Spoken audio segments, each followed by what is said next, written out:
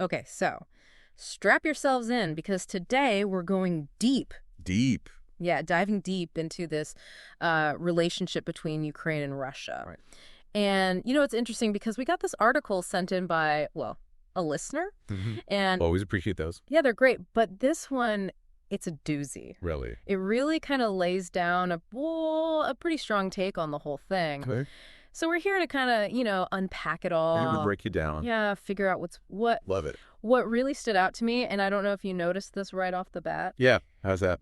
It ties the whole Ukraine conflict to this idea of, get this, American exceptionalism. Yeah, interesting. Okay. Yeah. And how does it make that connection?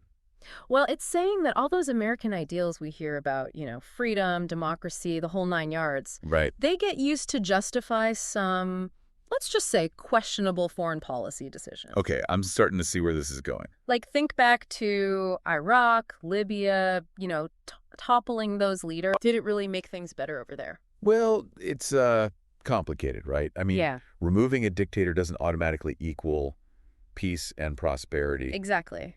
So is that what we're seeing in Ukraine? Well, that's what this article seems to be suggesting. That's a bold claim. It is. So where do we even start with this? Well, if you want to understand this whole thing, we got to rewind a bit. Okay. Go back to even before the fall of the Soviet Union, Right. Russia and Ukraine. They were more than just neighbors. They were deeply, deeply connected. I mean, economically, culturally, you name it. They were like joined at the hip. Exactly. And the article, they have this great example talking about helicopter engines. Yeah, I remember that. Ukrainian factories would make these very specific engines, right? Right. But only for helicopters made in Russia. It's like a metaphor for their whole relationship. Exactly. Two parts of a whole. Yeah. But now imagine trying to take something that intertwined Mm. and just pull it apart. Messy. Right. That's putting it mildly. And that's basically what the article says happened back in 2013. You mean when Ukraine was thinking about buddying up with the European Union? Exactly. Yanukovych was president then, and he was trying to play this balancing act between Russia and the West. And Russia wasn't too keen on sharing, were they? Not so much. The article says that Russia basically drew a line in the sand. They said, look, you want closer ties with the EU? Yeah. Fine, but say goodbye to our sweet trade deals. Wow. Talk about putting the squeeze on. Right. It put Yanukovych in a really tough spot. I mean, what would you do? I don't know that. Risk economic chaos Right? by siding with the West? Yeah. Or face the wrath of a powerful neighbor? Yikes. No good options there. Not at all. And all that pressure, well, it kind of boiled over with those Euromaidan protests, remember? Oh, yeah. Those were huge. People demanding closer ties with the EU, right? That's the textbook version. Yeah. But this article, it digs a little deeper. Okay. How so? Well, it suggests those protests, they were about more than just joining the EU. Really? Like, what? It argues that there was a strong undercurrent of anti-Russian sentiment already brewing in Ukraine. Okay. Even hints that Western intelligence might have played a role in shaping that narrative. Hold on.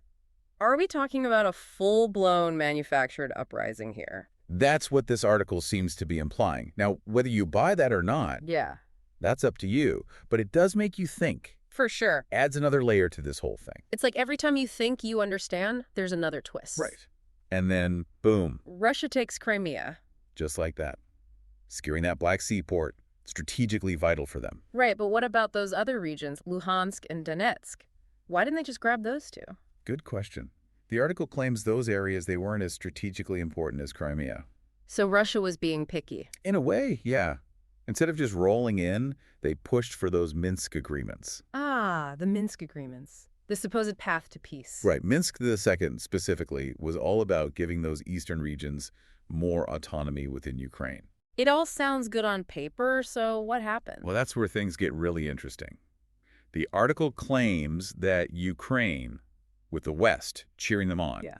they saw an opportunity. They felt strong enough to pursue a military solution. You mean take back those regions by force? Exactly. And that's when the article really drops the hammer. Let's have it. They come right out and say it. What? The West, especially the U.S., they're using Ukraine as a pawn A pawn? To do what? to weaken Russia, to keep them bogged down in a conflict, drain their resources. Wow. Are they saying that the West doesn't care about the Ukrainian people? It's definitely a cynical take, Yeah, it is. but they back it up too. How so? Remember those promises made after the Cold War?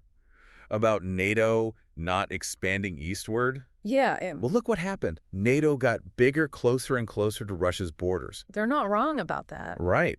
And the article argues that this broken promise, this betrayal, it shattered any trust Russia might have had. So they're saying it's all part of a bigger plan to contain Russia. Exactly. They even bring up Taiwan to make their point. How's that? Taiwan, officially part of China, right. Right. But we all know the U.S. is right there, providing them with military aid, talking about defending their autonomy. So they're drawing a parallel. Exactly. Saying, look at the hypocrisy. Don't Yeah. believe everything you hear, because there are always ulterior motives at play. This article does not hold back. American exceptionalism, economic warfare, and now this idea of the West using Ukraine to weaken Russia. It's a lot to process. It is. But there's one more thing. Oh. Something that runs even deeper. What's that? This article, they quote Putin's essay, the one where he talks about the West trying to create an anti-Moscow Russia with Ukraine as its model. Right. Like a shining example of what Russia could be if they just... They just played by the rules. Adopted Western-style democracy. Right. Embraced liberalism. The whole shebang. So basically, this article is saying that the West won't be happy until Russia is a mirror image of themselves. Or at least a very, very compliant version. And if they don't, Well, then the gloves come off. Then they become the enemy. it's a pretty bleak outlook. It is. Yeah. This whole conflict, it goes way beyond just territory or resources. It's about ideology. Absolutely. About whose values get to prevail on the world stage. And this article, it's telling us to open our eyes to that reality. To look beyond the headlines and really question the narratives we're being fed. All right, so I've got American exceptionalism, economic warfare, this idea of Ukraine as a pawn, Right. and this clash of ideologies. It's a lot, I know, but it's important. Yes. We can't afford to be passive observers in all of this. Absolutely. All right, everyone, we're going to take a quick break, but don't go anywhere because we've only just begun to unpack this whole thing. Stay with us. It's almost like, you think you're watching a friendly game, but then you realize Yeah. some of the players, they've got different goals. They're playing for the other team. Exactly. Yep. And that's what this whole thing with the Minsk agreements makes you wonder about. Right. If the West really wanted peace in Ukraine... You'd think they would have been all over those agreements. Absolutely. Making sure they actually worked. Right. So it begs the question. Yeah. Was there a chance to calm things down, to de-escalate? And they missed it. Or did someone, somewhere, decide that a Ukraine that was a little bit unstable, a little bit dependent on the West, Yeah. maybe that served their interest better? It's a pretty cynical way to look at it. It is, but that's what this article is arguing. And then they go even further. I mean, did you catch that part where they call American power totalitarian? Yeah, that's... I mean, talk about a loaded term. Oh, absolutely. They're definitely trying to get a reaction. But why use such a strong word? Because it goes right to the core of their argument about American exceptionalism. Okay. Think about it. The U.S., they hold themselves up as this beacon of freedom and democracy. Right. But then Yeah. their actions, they don't always match the rhetoric. It's like that saying, do as I say, not as I do. Right, but on a global scale. And the scary thing is, they've got a point. Look at Iraq, Libya, now Ukraine. It makes you wonder who benefits from all this chaos. It's definitely something to think about. But we've been going pretty hard on this article's perspective, and it's important to remember there are always multiple sides to every story. Absolutely, we can't forget that. This article, it focuses a lot on the economics, the power struggles. Right, the geopolitical chess game. Exactly. But what about the human cost? All those people, dead, displaced. Absolutely, those are real lives, real families torn apart by this conflict. It's easy to forget that when you're talking about abstract ideas like geopolitics. It's crucial to remember the human side of things. And that actually brings us to another important point. This article brings up propaganda. Oh, absolutely. It plays a huge role in shaping how we perceive these conflicts. They use the examples of Saddam Hussein, Muammar Gaddafi. Right, painted as these almost cartoonishly evil figures. Like the world would be a better place without them, right? Exactly. And if we just remove them, boom, instant freedom and democracy. And we all know how that turned out. Right, much more complicated than that. So is the same thing happening with Ukraine? Are we being fed a simplified narrative? That's what this article is suggesting. Russia, the big bad wolf, Ukraine, the innocent victim? It's a compelling story, but it's important to ask ourselves, is it the whole story? Right. Is there more to it than meets the eye? Always. We can't just accept what we're told. We have to dig deeper. Look for those alternative viewpoints. Exactly. Because the truth is usually much more nuanced than any single narrative can capture.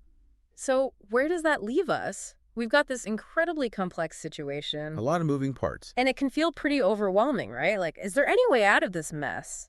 It's true, it's a daunting situation, but that doesn't mean we should give up hope. Okay. There are people, organizations, working tirelessly to find peaceful solutions. That's a good reminder. It's easy to feel powerless when you're faced with something this big. But every voice matters. So what can we do? Stay informed, engage in respectful dialogue. Even if it's just talking to friends and family who might have different viewpoints. Exactly. And most importantly, challenge your own biases. Be open to the possibility that you might not have all the answers. Because none of us do.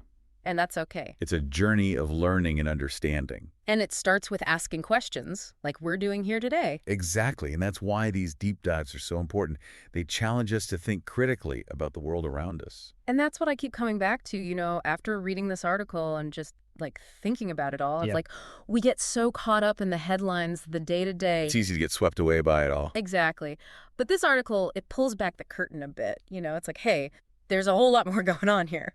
Absolutely. This whole conflict is like this massive iceberg. Oh, yeah. We see the tip, the fighting, the politics, Right. but underneath, there's this huge hidden mass of history and economics and ideology.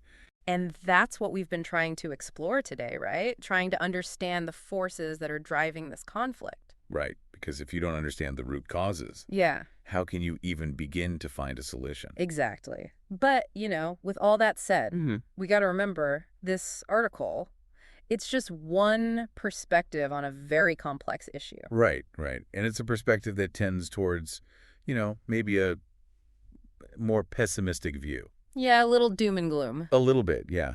But it's not the only view. Definitely not. We can't lose sight of the fact that there are people working towards peace, towards diplomacy. And those efforts, they matter. Absolutely. Even when things seem bleak, even when it feels like there's no way forward. There's always hope, right? Exactly.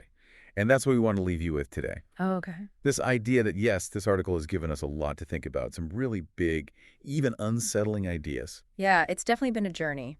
It has, but this is just the beginning of the conversation. Exactly. It's like we've opened this door And now it's up to all of us to step through it, to keep asking questions. to keep learning, to keep challenging our own assumptions. To maybe, just maybe, find a path towards a better future. That's the goal, right? It is. So, to everyone listening, keep those questions coming, keep those conversations going. And most importantly, stay curious. Couldn't have said it better myself.